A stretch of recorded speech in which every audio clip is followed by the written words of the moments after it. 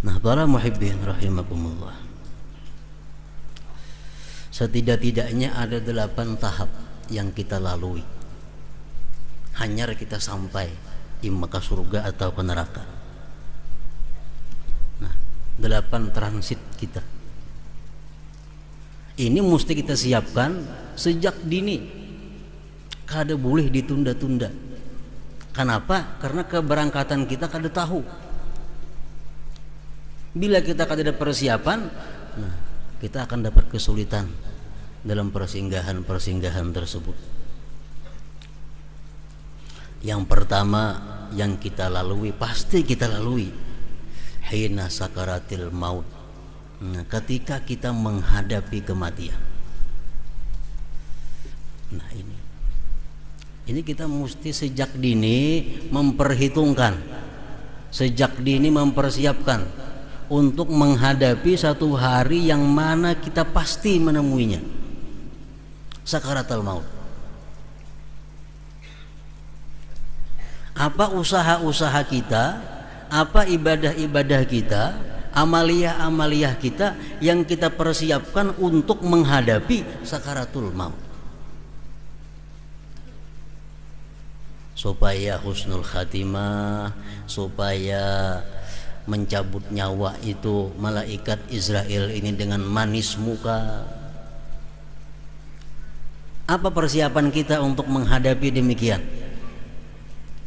Ini mesti diperhitungkan, mesti diperhitungkan.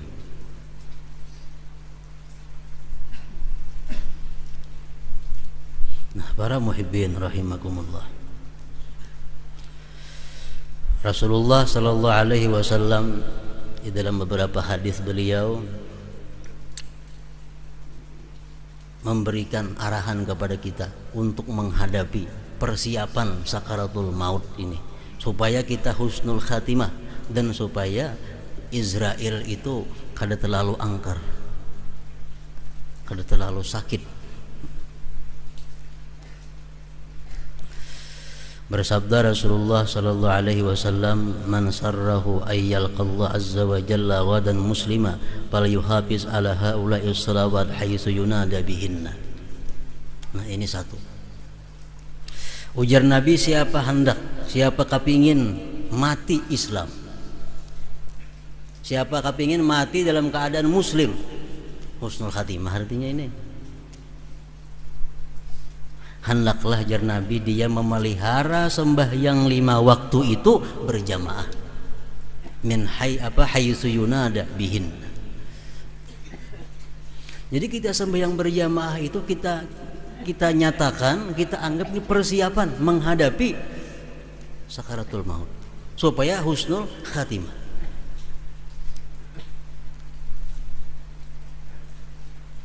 Kalau tidak ada tambah giat, ada tambah rajin salat berjamaah, karena ini adalah bekal. Ini kita mesti memperhitungkan supaya jangan garabakan waktu menghadapi sakaratul maut itu. Pertama, husnul khatimah, sembahyang berjamaah.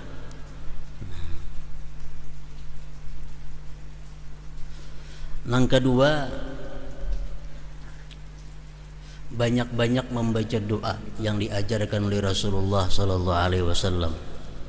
Kada ada penghitungannya berapa, tergantung keperluan kita, tergantung rasa ketakutan kita. Bila makin takut menghadapi sakaratul maut, tentu makin banyak. Jadi Nabi kadang mengarahkan berapa kita membaca. Allahumma a'inni 'alal maut wa hawwinhu alayya. Ini sudah dahulu ada dijelaskan. Allahumma a'inni 'alal maut wa hawwinhu alayya. Yang berapakah sehari? Tandanya ada kita ini punya persiapan, punya perhitungan. Allahumma, ya Allah, a'inni, tolong aku, 'alal maut, atas kematian, wa hawwinhu, dan mudahkan kematian itu, alayya, atasku. Bila kita asa tapi takutan, sekali ingin baca sehari cukup aja. Bila asa takutan benar, banyak yang bacaan itu. tergantung kesiapan kita memperhitungkan.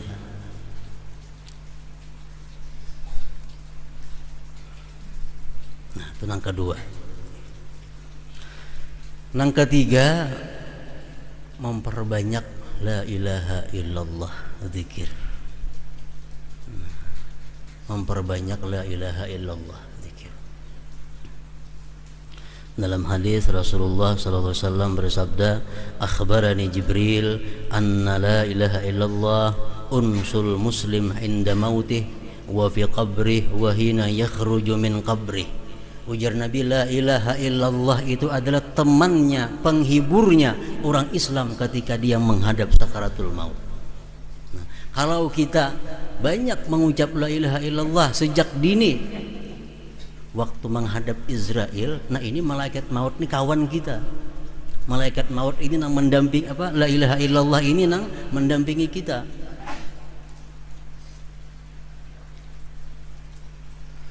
Temannya orang muslim ketika menghadap maut, dan temannya di dalam kubur, dan ketika keluar dari kubur.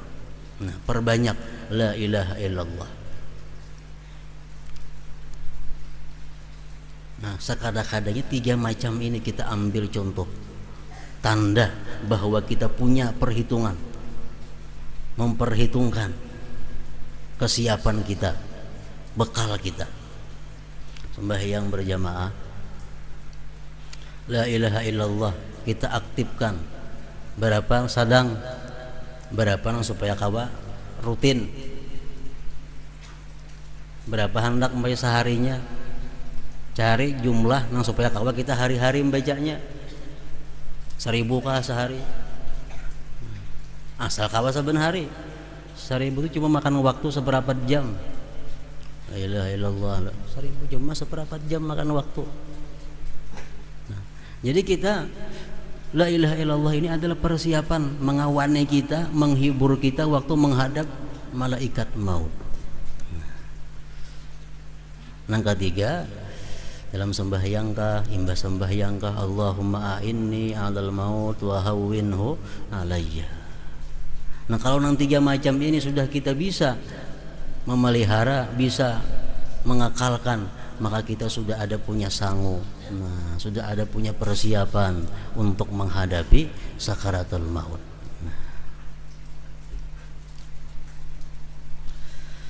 Yang kedua, yang perlu kita perhitungkan sejak dini, bekal kita, sangu kita menghadapi wa fitnatil qabri, fitnah kubur. Dalam kubur ini kita difitnah, dalam kubur ini kita disiksa, kita diuji, kita dites.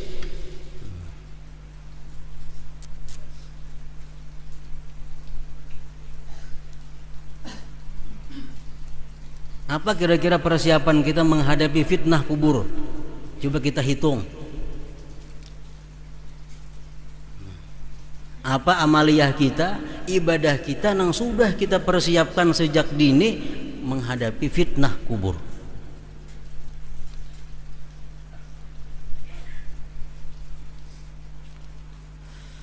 Rasulullah sallallahu alaihi wasallam bersabda,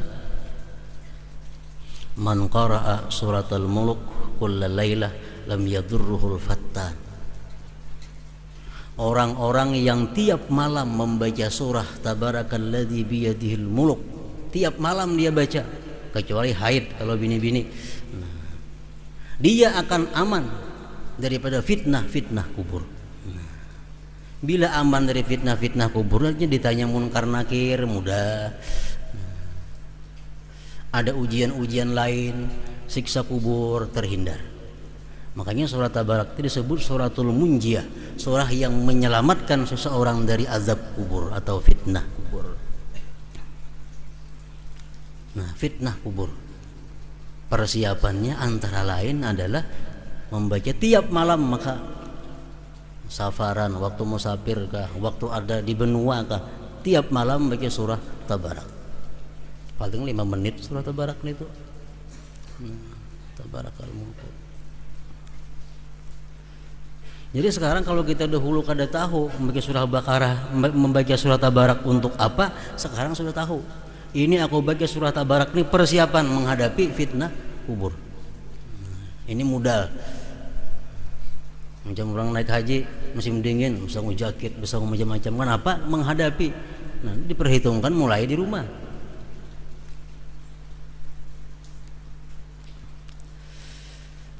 Kawan, jangan lupa membaca doa yang diajarkan Rasulullah SAW di dalam tasahud akhir biasa. Allahumma inni a'udzubika min adzabil qabri wa azabin nar wa min fitnatil mahya wal mamat wa min fitnatil masihid dajjal. Ini dalam tahiyat akhir.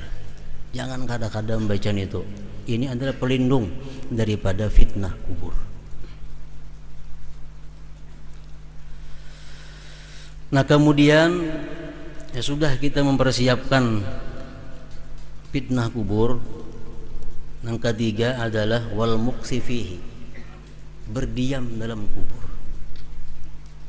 Dalam kubur itu kita ila yaumi yub'atsun, dalam kubur sampai kena hari kiamat. Nah, ngapa bekal kita sampai hari kiamat dalam kubur nih? Ini lawas diam di kubur nih. Ada yang sudah 100 tahun, ada yang sudah 1000 tahun. Nah, kalau kita mati berapa tahun aja dibangkit kayaknya. Apa persiapan kita dalam waktu yang panjang ini? Bekal kita sanggup supaya nyaman dalam berdiam dalam kubur. Nah, ujar Rasulullah sallallahu alaihi wasallam, "Idza mata ibnu Adam in qata'a lahu amaluhu illa min thalas. Sadaqatin jariyah aw ilmin yuntafa'u bih aw waladin salihin yad'u lah aw kama qala." Nah, ini bila mati manusia putus amal kecuali 3. Nah, 3 ini sedekah jariyah.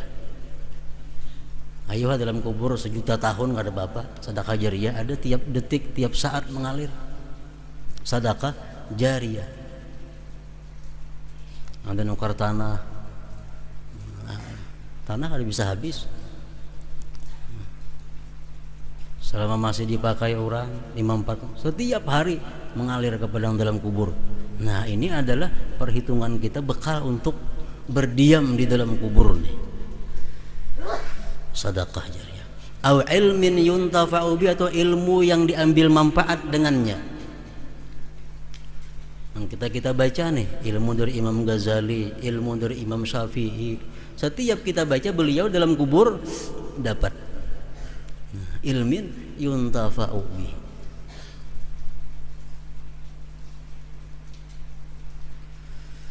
Yang ketiga awaladin salih yad'ulah, atau anak yang saleh yang mendoakan kedua orang tuanya. Anak saleh bisa mati habis saya juga. Nah, jadi sedekah jariyah atau ilmu yang diberi, yang dimanfaatkan oleh orang. Nah, kalau sudah ada kita salah satu di antara 3 ini, nah sudah kita hitung, ini sudah cukup untuk bekalku berdiam dalam kubur kaina. Nah, selesai sudah sedekah jariyah. Kemudian tahapan yang keempat, kelima dan keenam, hari dibangkit dari kubur, dihalau menuju satu tempat disebut mahsyar. Nah, ini hari yang berat. Ini perlu kita perhitungkan, perlu diihsa. Ujar Rasulullah SAW dalam satu hadis yang maksudnya antara lain bahwa manusia itu dibangkit daripada kuburnya dihalau menuju padang mahsyar dalam keadaan sangat lapar, dalam keadaan sangat haus, dalam keadaan telanjang bulat. Maka itu kita, kalau kita kada ada persiapan, lapar, kemana mencari makanan? Haus, telanjang bulat. Lalu Nabi kita mengajarkan, man at'ama lillah at'amahu, wa man saqa lillah saqahu, wa man kasalillah kasahu. Ujar Nabi, siapa yang dalam dunia ini suka memberi makan orang karena Allah, nah karena Allah beri makan dia, bangkit dari kuburnya menuju padang mahsyar. Barang siapa yang memberi minum kepada orang lain karena Allah, Allah akan beri minum dia, bangkit dari kubur sampai hari mahsyar di padang mahsyar. Siapa yang memberi pakaian kepada orang muslim, orang beriman karena Allah, Allah akan beri pakaian dia dari bangkit kubur sampai menuju mahsyar. Nah, ini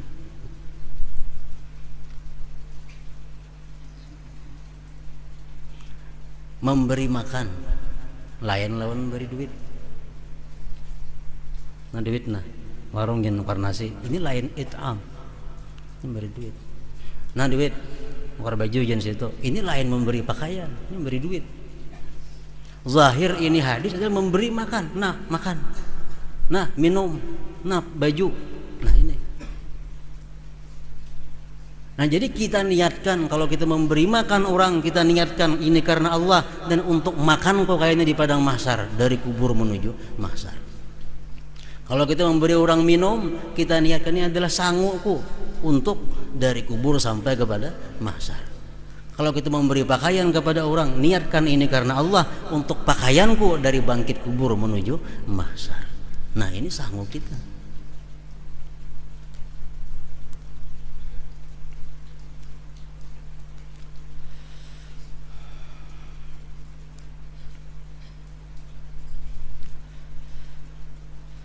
Nah, nangka 7 tahapan yang kita lalui lagi adalah hisab. Hisab perhitungan, timbangan amal, ditimbang, dihisab, ditanya apa kira-kira persediaan kita untuk menghadapi pertanyaan-pertanyaan dari Allah Subhanahu wa taala.